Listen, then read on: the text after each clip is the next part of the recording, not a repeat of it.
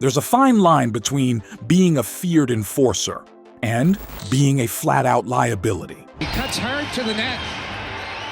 Ends up. In the NHL, every team had its tough guy, but not every tough guy knew how to actually play hockey. Some threw punches, some drew penalties, and some, they just sat in the box, burned roster spots, and made highlight reels for all the wrong reasons. Stevenson out to center. He didn't get right after it. Coming on Gagne, 2-on-1, and the shot of the score. Short-handed. This list isn't about legends like Bob Probert or Dave Semenko. This is about the goons who didn't live up to the hype, who hurt their team more than they helped, and whose reputations were built on penalty minutes, not performance. They got to be careful here. D'Angelo's going to get a penalty. Trouba might as well. Trouba's just... These are the 15 worst goons in the biggest NHL franchises. Let's start with a guy who got paid like a heavyweight but fought like a featherweight. 15, Donald Brashear, New York Rangers. Donald Brashear was once one of the NHL's most feared enforcers. But by the time he landed in New York in 2009, his best days were long gone. Again, loose from the other linesman. And the crowd trying to get after the linesman. And I'll tell you one. The Rangers gave him a 2-year deal worth $2.8 million, expecting veteran grit and protection for their stars.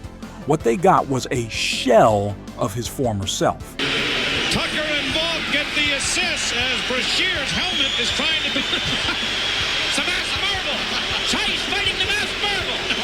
Oh, there. Brashear barely played, racked up just 1 assist in 73 penalty minutes in 36 games, and looked totally out of place in the modern game.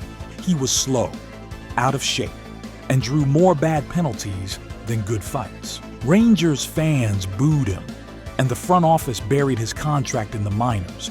He went from respected enforcer to massive contract regret, and today, his time in New York is remembered as a case study in how not to manage your fourth line. That was rough. But our next goon might be even worse because he built an entire career on antics, not effectiveness. 14, Ty Domi, Toronto Maple Leafs. Ty Domi is one of the most recognizable enforcers in NHL history. But when you really break it down, his impact on the ice was more style than substance.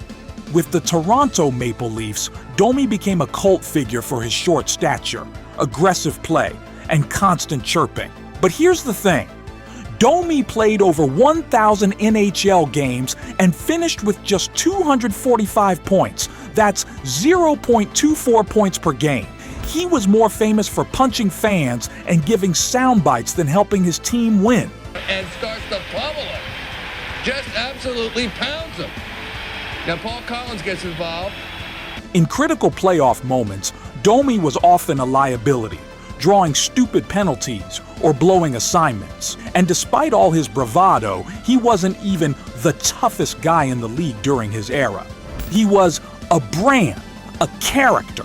But on the ice, he was an average fighter and a below-average player who overstayed his welcome. Ty Domi had image, but our next guy had size and no clue what to do with it. Trenton, Raitis Ivanans, Los Angeles Kings. At 6 feet 4 inches, 240 pounds, Raitis Ivanans looked like a human wrecking ball on skates. But when it came to actually playing the game, the Kings might have been better off with a traffic cone. Almost always in the top 10 as well. Ivanans has a considerable... Signed as muscle. During the mid-2000s rebuild, Ivanans fought often, but rarely won. And when he wasn't in the penalty box, he was completely invisible. In 281 NHL games, he scored just 12 goals and had a grand total of 18 points. His plus-minus was abysmal, and he often looked a full stride behind the play. He took bad penalties, hurt team momentum, and offered no offensive upside. Worst of all, he suffered multiple concussions, which further exposed the dangers of keeping guys like him on the roster in a league that was rapidly evolving. Ivanans was a tank with no steering, but our next goon was even more one-dimensional. He fought, sat, and repeated. 12. Colton Orr, Toronto Maple Leafs. Colton Orr made his name with the New York Rangers, but it was with the Toronto Maple Leafs that his limitations were fully exposed. Brought in to protect the Leafs' young stars, Orr racked up fights, but not much else. In the 2010-11 season, he played 46 games and had 1 point. 1. His job was to fight, but even that started to fail him. Opponents stopped taking the bait, and when Orr wasn't dropping the gloves, he was a complete non-factor on the ice. After a severe concussion, Orr never returned to form, but stayed on the payroll far too long, clogging up a roster spot in a league shifting towards speed and skill. Leafs fans loved his toughness, but couldn't ignore his total lack of utility outside of throwing punches. And we might start throwing punches if you don't subscribe to ICEBOX NHL right now. At least Orr had effort. Our next entry was a tragedy. Big hype, big heart, and a heartbreaking end. 11. Derek Boogaard, New York Rangers. Derek Boogaard's story is one of the saddest in NHL history. After a fearsome run with the Minnesota Wild, Boogaard signed with the New York Rangers in 2010 for $6.5 million over 4 years. It was a massive deal for a guy who couldn't skate, couldn't score, and barely play. Boogaard appeared in just 22 games for New York, scored 1 goal, and racked up 45 penalty minutes before being sidelined by injuries. Off the ice, he struggled with painkiller addiction, and tragically, he passed away in 2011 from an overdose. It's hard to call Boogaard a bad enforcer. Practice, doing a little bit extra skating, but, it's pretty... He did his job with passion. But from a pure hockey perspective, the Rangers got nothing for their investment, and his role as a goon exposed the dark side of enforcer culture in a rapidly evolving league. 10. Shawn Thornton, Boston Bruins. Shawn Thornton was part of the 2011 Bruins Stanley Cup team, but let's not pretend he was the reason they lifted the trophy. And they pour on to celebrate. Thornton was a grinder, a locker room guy, and yes, a fighter. But when you look at his actual contribution to the game, it's clear. He was one-dimensional at best. Across 705 career NHL games, Thornton recorded just 102 points. He spent most of his time on the fourth line, taking bad penalties and fighting guys just to stay in the lineup. Bruins fans loved his heart, but opposing teams often targeted him as the weak link.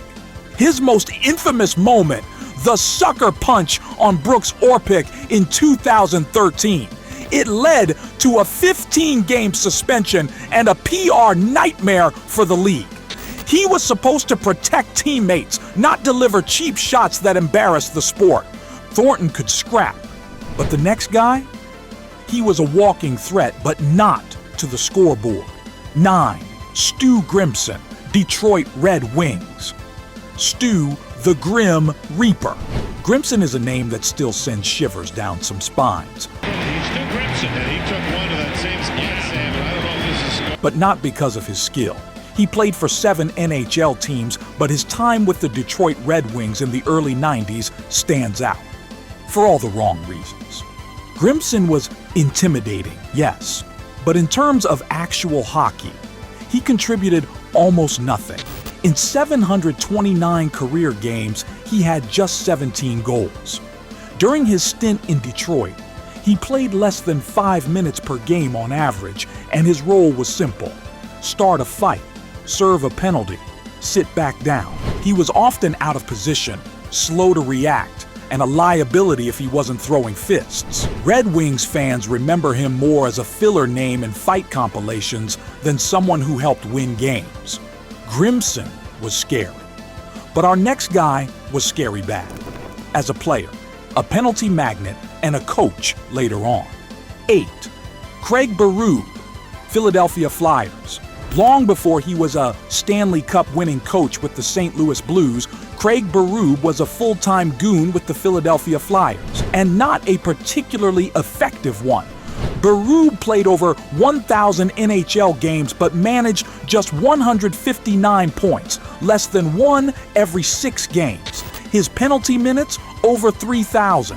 That's not tough, that's excessive. His biggest issue was that he didn't intimidate with presence. He just fought endlessly, even when the team needed composure. He'd take bad instigator penalties, leave his team shorthanded, and rarely contributed in close games. Flyers fans respected his grit, but even they admit Berube was more brawler than hockey player. Ironically, he went on to become a coach who preaches discipline and structure, the very things he lacked on the ice. Berube wasn't the only mismatch in a historic franchise. The next name brought smiles off the ice, but facepalms on it. Number 7, Georges Laraque, Montreal Canadiens. Georges Laraque was one of the most respected enforcers in the league during his prime, but his tenure with the Montreal Canadiens was a total flop. Brought in to protect a young Habs roster, Laraque was expected to be a fan favorite in his hometown. Instead, he became a punchline. In 61 games with Montreal, he scored 1 goal, got injured repeatedly, and was often too slow to keep up with the pace of play. When the gloves dropped, Laraque still had it. But the rest of the time, he was a step behind, taking bad penalties and failing to create any pressure. The Habs bought out his contract mid-season, a rare move for a player with such a big personality. Laraque remains a great ambassador for the game, but his time in Montreal, a complete bust. And now, from bad to absurd, our next goon made it to the NHL All-Star Game. As a joke. 6. John Scott, San Jose Sharks. Let's be honest, John Scott's All-Star Game appearance in 2016 was the most entertaining mistake in NHL history. Fans voted him in as a prank. The league tried to block it, and Scott ended up scoring twice and winning MVP. But that doesn't change the fact that he was, by all hockey standards, not a good player. During his short stint with the San Jose Sharks, Scott played 11 games, scored 0 points, and was a liability every time he touched the ice. His skating was painful to watch, and he often looked lost in the defensive zone. Yes, he was beloved by fans for his underdog story, but on the ice, he was the epitome of a goon with no game. Number 5, Chris Simon, New York Islanders. Face, and Chris Simon is going to go with Doug Zamolik. Zamolik starts throwing right. Chris Simon had all the tools to be a physical power forward, but his time with the New York Islanders is remembered more for suspensions than success. His hands up. And Hallwig still down on the ice.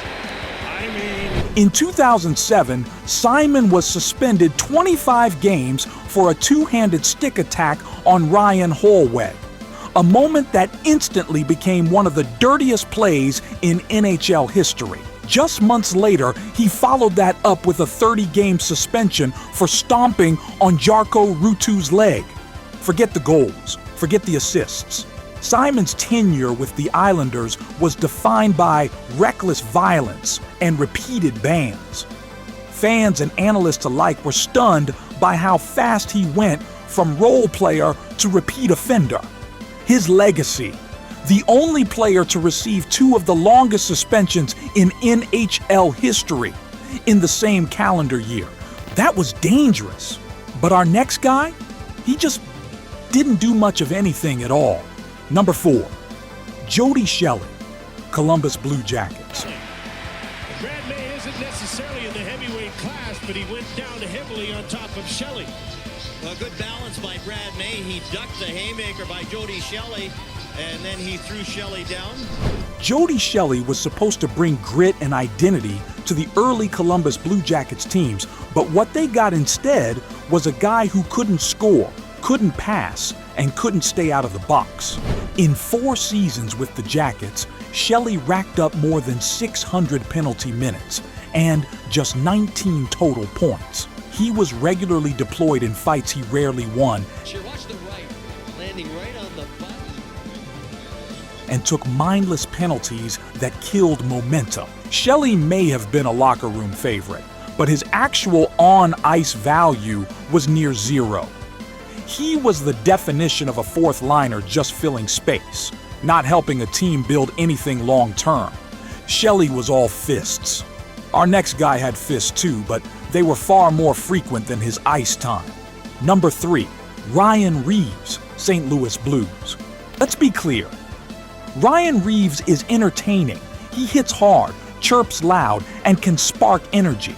But when you look past the hits, the actual hockey contribution, barely there. With the St. Louis Blues, Reaves was marketed as the league's best enforcer, but in reality, he averaged under 8 minutes of ice time per game and rarely factored into scoring plays. He took bad penalties in big moments, and while he could fight, he often found himself targeted and neutralized by smarter teams. For all the noise and muscle, Reaves has just 59 career points in over 800 games, and somehow he still gets roster spots in the speed-first modern NHL. Speaking of slow, our next goon made headlines for his fists and for being completely unplayable when things weren't physical. Number 2, Matt Kassian, Ottawa Senators. Matt Kassian was big, strong, and tough, and that's about it. When the Ottawa Senators brought him in during the early 2000s, they hoped for a physical presence to patrol the ice. What they got was a guy who could barely skate a shift without getting exposed. And Kassian's mad, and here we go. Kassian played just 33 games for Ottawa, scoring 0 goals, recording 0 assists, and taking more penalties than shots on net. He was a non-factor unless his gloves were off, and even then, his fights weren't particularly dominant. Fans were puzzled as to why the Sens kept dressing him. The answer? They didn't for long. Kassian was sent down and never made it back, becoming another cautionary tale in the fading age of NHL goons. But our final entry takes the cake, a goon who somehow stuck around for years despite being a meme on skates. Number 1, Zack Stortini, Edmonton Oilers. Zack Stortini was the textbook example of a bad enforcer. Playing for the Edmonton Oilers, he racked up penalty minutes like they were assists, often dropping the gloves just to stay in the lineup. He had hands of stone, not in the good way. His puck control was non-existent, his skating was sluggish, and his defensive reads were a mess. But what made it worse? He wasn't even good at fighting. Named Huggy Bear because he preferred grabbing and wrestling to actually throwing punches, Stortini became a running joke among fans and opponents alike. In 257 NHL games, he had just 41 points and endless tape of being out of place. Even by goon standards, Stortini was bottom tier. He stuck around far longer than he should have, and that's exactly why he tops this list. That wraps up our list of the 15 worst goons in the biggest NHL teams. Who do you think was the least effective enforcer in league history? Let us know in the comments. And if you want more hockey chaos, don't miss our next video. 5 craziest goalie fights in NHL history. Because when the gloves drop, things get real fast.